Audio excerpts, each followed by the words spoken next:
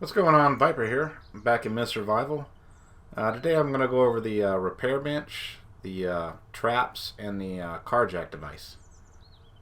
But to build the repair bench, you go into your workshop, scroll down till you find a repair bench. It'll take 2 gears, 2 low quality metal, 8 scrap, and 8 components. Click it, put it wherever you want it, and build it. I usually don't bother building a repair bench till later in the game, because I usually find enough of the tools laying around. But to actually repair stuff, you take one of your items and you're gonna place it in the item to see cost. And I put a picture of what it actually costs to make it, so you can see the differences. But if you notice, it takes different amounts of materials to repair items of different quality or durability. So if I repair stuff, I usually don't repair it till it's almost broken.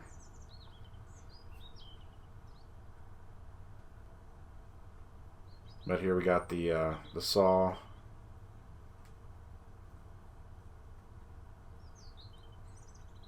the hammer, the sledgehammer,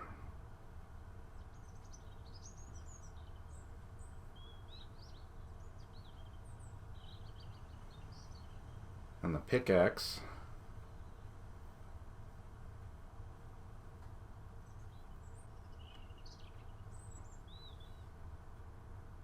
the axe, the combat knife,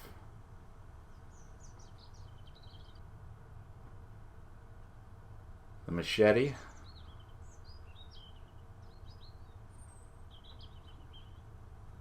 the basic bow.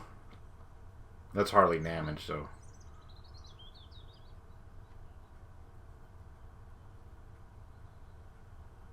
And then we got the longbow.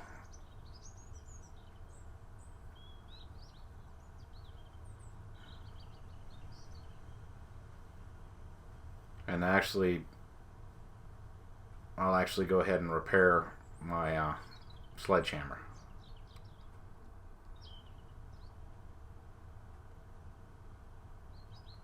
And that's the repair bench. It's up to you if you actually use this or not. I mean, you do save some items, and but you'll end up using a lot of tape. So if you got a lot of tape to spare, then I'd say go ahead and use the repair bench. Next, we're going to go over the animal trap device. And you go to the workbench, you go up to your axe up here, scroll down. You're going to need 4 components, 4 wood, 1 tape, and 8 nails.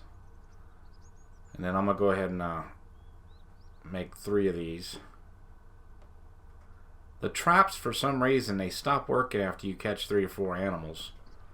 So for the most part, I don't even bother with this, but just so you can see how it is to actually use them. But you're going to put these down in your hotbar when you got them built. It doesn't really matter where you put them either. I just always put them outside just because I think they need to go outside. You can put them around the house. It doesn't matter. So I'm just going to select the number from the hotbar. And then you can rotate them or put them wherever you want. Just going to drop down to 3 here. And then we're going to hold F for me to set up the trap. You can put a sliced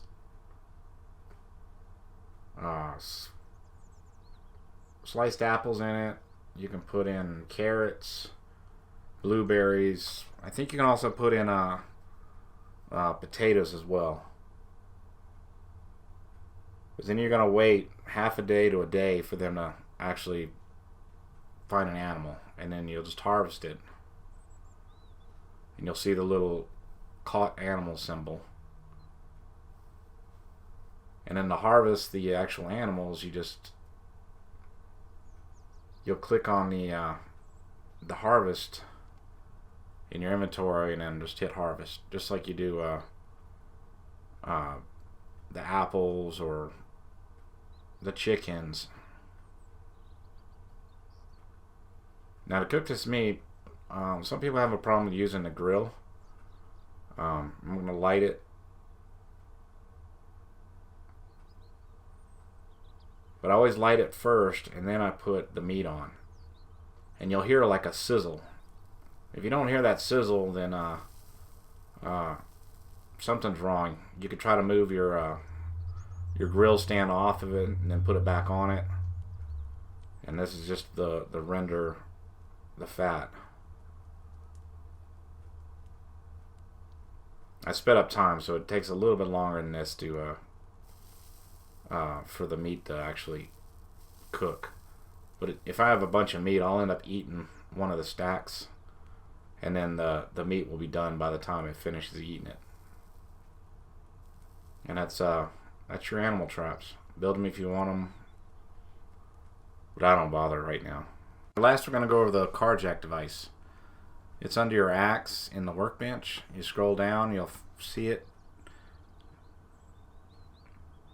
It does need a tire, which kind of sucks at first. But once I have my 5th tire, I'll usually go ahead and build the Carjack device. For the cars, I seem to get stuck on, uneven terrain quite often, and the trucks just get just all of a sudden you'll end up going end over end.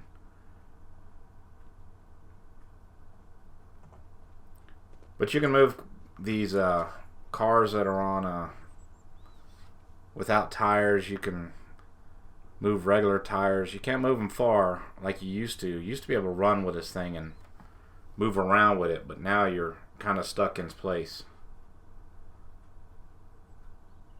But this Carjack device has saved me multiple times from trying to get my cars overturned when they just randomly flip over. And all the stuff that you have on the back of it will stay there. It'll be on the truck when you actually turn it over. So you don't have to worry about picking them back up and putting it back on the truck. At least in my experience, that's what's happened. But the Carjack device is definitely one of my things that I always have if I'm driving around in a vehicle. I usually keep it on my person because in the back of the vehicle sometimes it's hard to get to. But thanks for watching. Hope this helped.